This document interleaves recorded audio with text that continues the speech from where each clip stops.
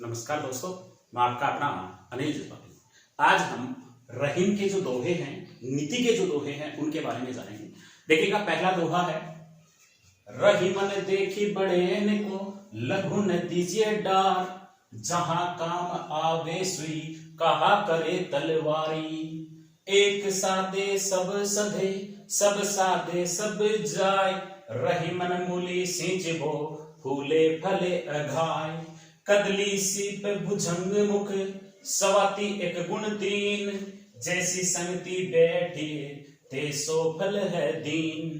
काज परे कुछ और है, काज सरे कुछ और, रहीमन भंवरी के भय नदी सिरावत मोर। देखिएगा प्यारे विद्यार्थियों, देखिएगा यहां पर रहीमन देख बड़े को, बड़े नहीं बड़े व्यक्तियों को,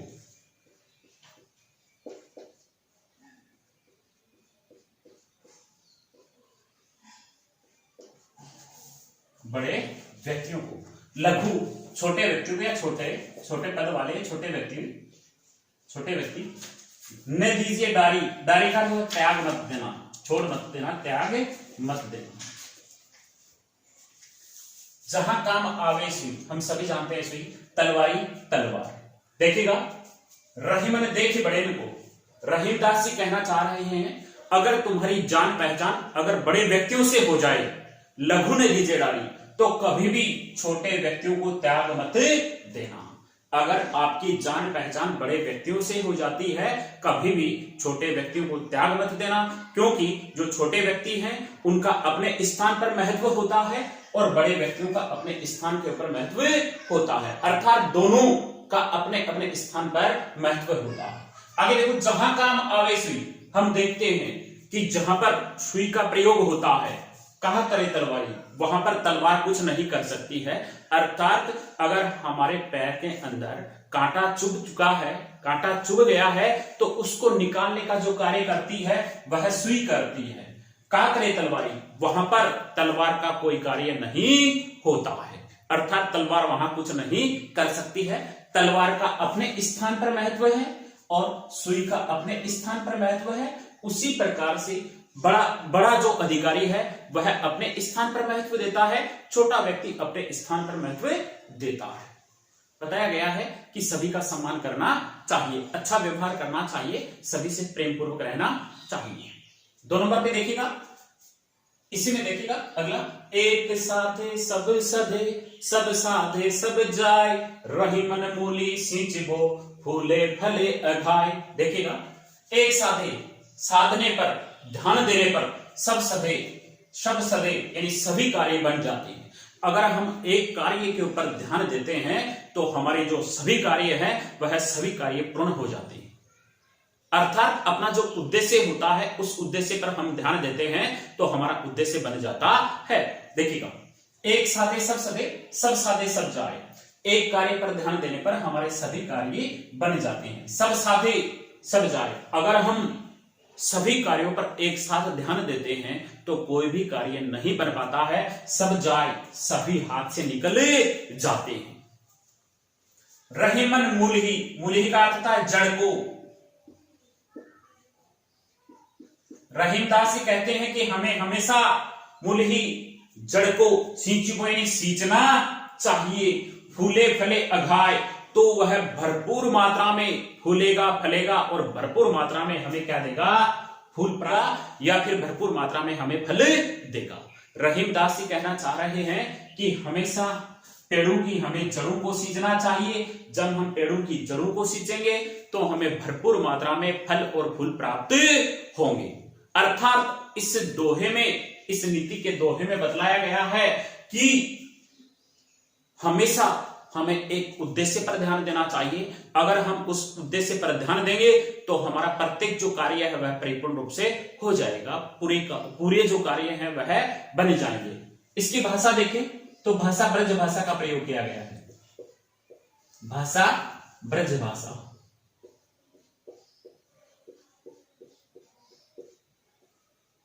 शैली देखें उपदेशात्मक,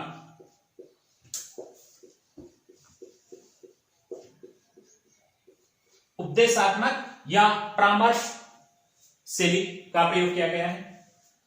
अगर देखिएगा, कदली सीप भुजंग मुख, कदली सीप भुजंग मुख, सवाती एक गुण तीन, जैसी संगति बैठियो ते सो फल दीन। काज परे कुछ और है, काज सरे कुछ और, रही मन भंवरी के भय, नदी सिरावत मोर। देखिएगा, शवाती एक नक्षत्र होता है, 27 नक्षत्र होते हैं, उनमें से एक नक्षत्र होता है सवाती एक गुण तीन। यानी जब होता है उस नक्षत्र के अंदर जब बरसात होती है तो एक गुण, उसकी बूंद एक होती है, लेकिन उसके जो गुण होते हैं वो कितने होते हैं? 3 गुण होते हैं। सवाती नक्षत्र में जब वर्षा होती है तो उसकी बूंद एक होती है, लेकिन उस बूंद के गुण होते हैं वह 3 होते हैं। किस प्रकार से? कदली अगर वह केले पर पड़ती है, अगर वह केले पर पड़ती है तो क्या बन जाती है? कपूर बन जाती है। सीप अगर वह सीप में पड़ती है, अगर वह सीप में पड़ती है, अगर वह सीप में पड़ती है तो क्या बन जाती है? मोती। सीप जो होता है वह पानी में पाया जाता है, समय होता है तो मुख जैसे ही बाहर निकालता है तो इसके अगर मुख में जो बूंद है वह गिर जाती है तो उससे क्या बनता है? मोती बन जाता है। भुजंग, भुजंग का अर्थ था स्रप, अगर वह स्रप के मुख में गिरती है तो वह क्या बन जाता है? जहर, जहर बन जाता है। यानी नक्षत्र में जब वर्षा होती है तो उसकी बूंद होती है, एक होती है, उसके गुण 3 होते हैं। अगर वह कदली पर गिरती है तो वह कपूर बन जाती है, अगर वह सीप के मुख में गिरती है तो वह मोती बन जाती है, अगर वह भुजंग स्रप के मुख में गिरती है तो वह जहर बन जाती है। जैसी संगति बैठो तेसो फल दीन, तेसो यानी वैसा ही, अगर आप जिस प्रकार के लोगों के पास बैठेंगे वैसे ही आपको फल प्राप्त होगा। अर्थात रहीमदास जी कहना चाह रहे हैं कि जिस प्रकार की संगति में आप बैठते हैं वैसा ही आपको फल प्राप्त होता है। अगर आप खराब संगति में बैठेंगे तो आपको खराब ही फल प्राप्त होगा, अच्छी संगति में बैठेंगे तो अच्छा फल ही प्राप्त होगा। यानी यहां पर जो बतलाया गया है वो ये बतलाया गया है कि हमें सदा अच्छी संगति में बैठना चाहिए, अच्छे गुणवान व्यक्तियों के पास बैठना चाहिए, बुद्धिमान व्यक्तियों के पास बैठना चाहिए, गलत संगत में कभी नहीं बैठना चाहिए। आगे देखिएगा, काज परे कुछ और है, काज यानी कार्य, काज का अर्थ कार्य, परे यानी पढ़ने पर, पढ़ने पर, कुछ और अलग है। काज सरे कुछ और, काज यानी कार्य पर, सरे यानी बन जाने पर, हो जाने पर कुछ और। देखिएगा, काज परे कुछ और, काज सरे कुछ और, रही मन भंवरी के भय, नदी सिरावत मोर। यहां पर देखिए, अगर किसी व्यक्ति को किसी दूसरे व्यक्ति से कार्य पड़ता है तो उसका जो व्यवहार है वह बहुत मीठा होता है, अच्छा होता है, लेकिन जैसे ही कार्य निकल जाता है तो उस व्यक्ति का जो व्यवहार होता है वह अच्छा नहीं होता है, उसके व्यवहार में परिवर्तन आ जाता है, उसका व्यवहार है वह बदल जाता है। काज परे कुछ और है, काज सरे कुछ और, कार्य पड़ने पर व्यक्ति का व्यवहार कुछ अलग होता है, अच्छा होता है। काज सरे कुछ और कार्य निकल जाने के पश्चात उसका जो व्यवहार है वह बदल जाता है। देखिएगा, रही मन भंवरी, भंवरी का अर्थ था अग्नि की परिक्रमा, अग्नि की परिक्रमा।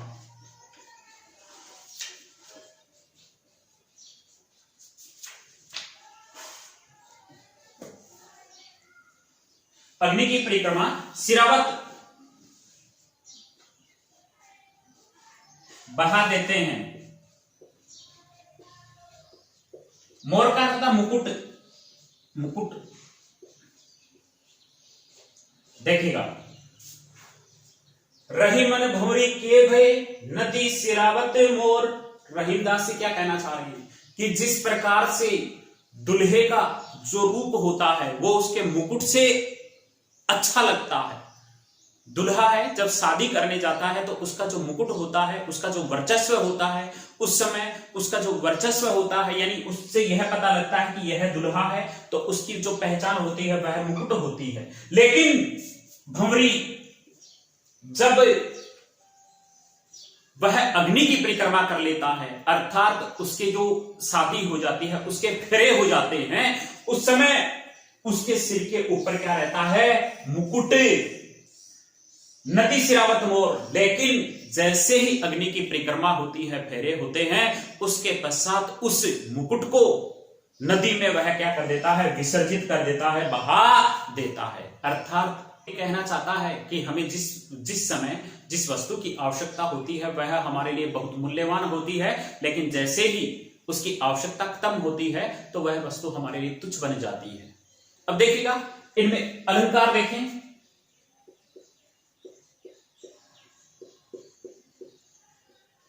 तो दृष्टांत अलंकार का प्रयोग किया गया है,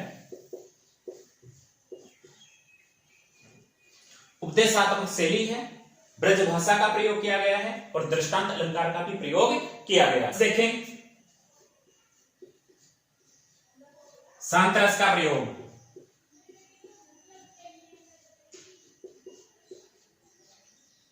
अगर छंद देखें, छंद दोहा, दोहा,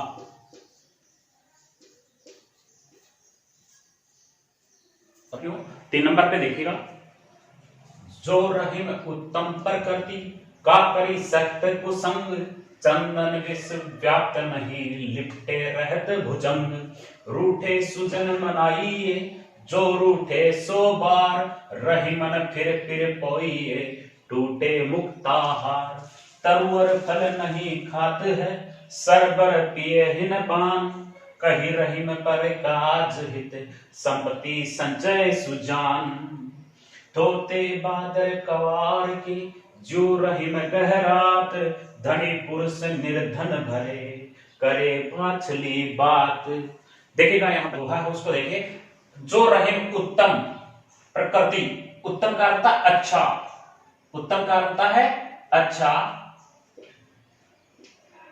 प्रकृति का अर्थ था स्वभाव, स्वभाव वाला, का करी सकत कर सकती है या कर सके, कुसंग बुरी संगत। देखिएगा जो रहीम उत्तम प्रकृति, रहीमदास जी कहना चाह रहे हैं कि जो व्यक्ति अच्छे स्वभाव वाला है, उत्तम प्रकृति का है, अच्छे स्वभाव वाला है, का करी सख्त कुसंग, तो बुरी संगत उनका कुछ भी नहीं कर सकती है। जो व्यक्ति अच्छे स्वभाव वाला है, बुरी संगत उसका कुछ नहीं कर सकती है। चंदन विष, विष का अर्थ है जहर, व्याप्त का अर्थ प्रभावित, लिपटे लिपटना, भुजंग, भुजंग का अर्थ था सर्प।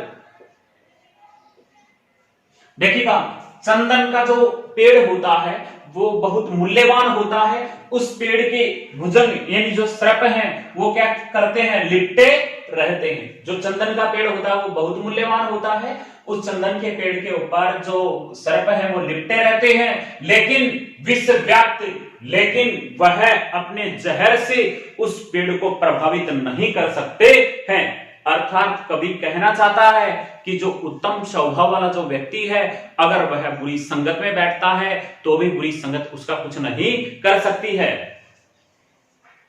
अगर देखिए रूठे सुजन, सुजन का अर्थ था सज्जन व्यक्ति, सज्जन, मनाइए यानी मनाना, रूठे यानी नाराज हो, सो बार, रूठे सुजन मनाइए।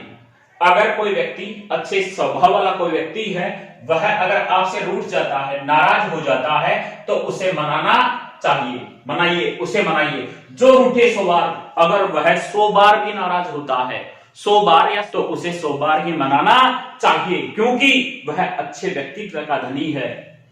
रहीमन फिर बार बार पोहिए, पोही का अर्थ है गूंथिए,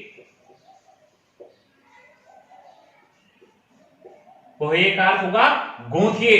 मुक्ताहार, मोतियों का हार, टूटे नहीं टूटने पर। अगर मोतियों का हार है वह बार बार टूटता है तो हम बार बार उसे क्या करते हैं, उसको गूंथते हैं, क्योंकि वह बहुत मूल्यवान है। उसी प्रकार से अगर सज्जन व्यक्ति नाराज होता है तो वो हमारे लिए बहुत मूल्यवान है, उसको भी बार बार हमें मनाना चाहिए।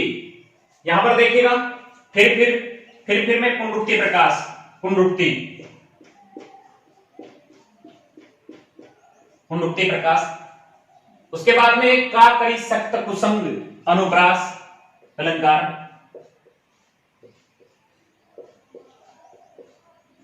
भाषा आपको पता ही है, ब्रज भाषा का प्रयोग किया गया है।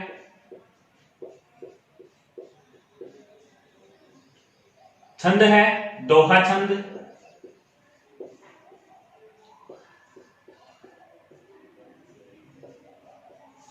अनुप्रास अलंकार, ब्रज भाषा और दोहा छंद का प्रयोग किया गया है।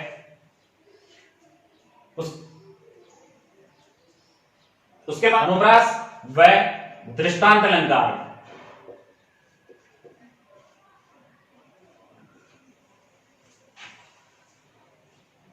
इस पूरे में दृष्टांत अलंकार का प्रयोग किया गया है। आगे देखिएगा 4 नंबर पे, तरवर फल नहीं खात है, सरबर पिए हिन पान, कही रहीम पर काज हित, संपत्ति संचय ही सुजान, ठोते बादर कवार के, जू रहीम गहरात, धनी पुरुष निर्धन भय, करे पाछली बात। देखिएगा तरवर वृक्ष पेड़ पौधे, फल नहीं यानी नहीं, खाद का अर्थ खाते ही हैं, ग्रहण करते हैं। सरबर तालाब, पिए यानी पीना, पान यानी जल। देखिएगा तरवर फल नहीं खात है, पेड़ पौधे हैं वो कभी भी अपने फल नहीं खाते हैं, दूसरों को देते हैं। सरबर पिए न पान, जो तालाब है वह भी कभी अपना जो पानी है जल है उसे ग्रहण नहीं करता है, वो भी दूसरों को ही देता है, पानी दूसरों को ही देता है। कहीं रहीम प्रकाश हित, प्रकाश हित, प्रकाश हित का अर्थ था दूसरों की भलाई के लिए, दूसरों की भलाई के लिए। संपत्ति, संपत्ति का अर्थ है धन, संचय का अर्थ एकत्र करता है, सज्जन का अर्थ है सज्जन व्यक्ति।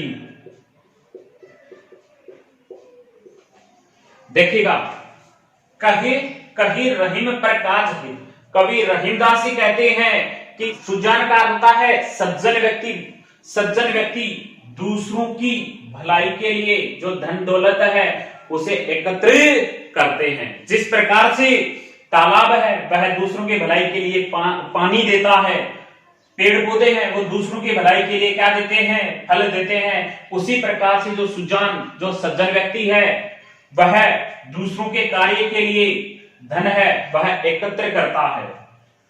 आगे देखिएगा थोते बादर, थोते होता है जल रहित, जल रहित। बादर का अर्थ है बादल, कवार का अर्थ होता है वर्षा ऋतु का अंतिम महीना,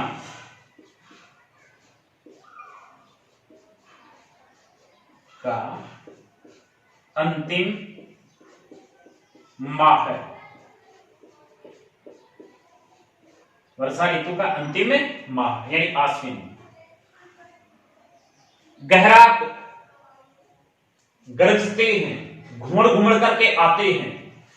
देखिएगा थोते बादल कवार के जो रहीम गहरात, रहीमदास जी कहते हैं कि जो जल रहित जो बादल होते हैं, जल रहित जो बादल होते हैं वो जो रहीम गहरात, वो वर्षा ऋतु के अंतिम महीने में घुमड़ घुमड़ करके आते हैं, गर्जना करते हैं, लेकिन वह क्या नहीं करते, वर्षा नहीं करते हैं।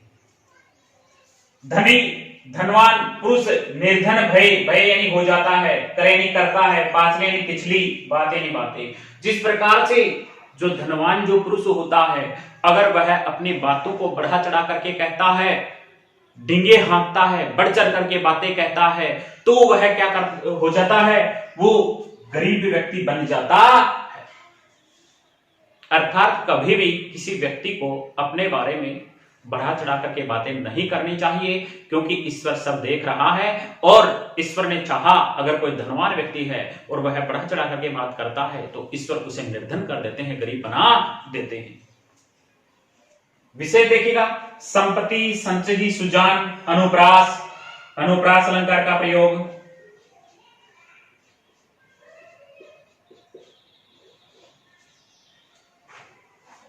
बाकी दृष्टांत अलंकार तो है ही,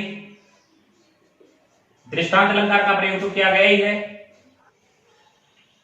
दोस्तों मेरा वीडियो आपको अच्छा लगा होगा। अगर मेरा वीडियो अच्छा लगा है तो प्लीज लाइक, सब्सक्राइब, कमेंट जरूर करें। आपका बहुत बहुत धन्यवाद।